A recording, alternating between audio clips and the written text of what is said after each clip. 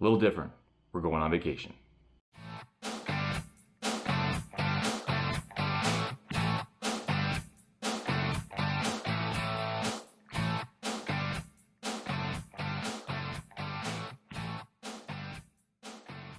Welcome Evolution 40 Fitness viewers. My name is Jason Stevens, and I'm here to tell you can live a fit and healthy lifestyle even after 40 and even on vacation.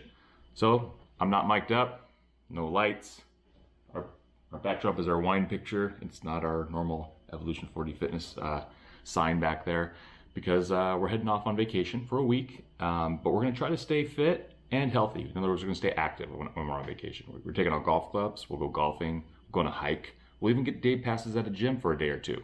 So you can go on vacation, you can enjoy yourself, and you can stay fit, stay healthy. So, I mean, that's why we do it, right? So we'll see you in a week when we get back, and we're gonna film a little bit while we're there. We're taking a couple of cameras and show you how we stayed fit and active on vacation.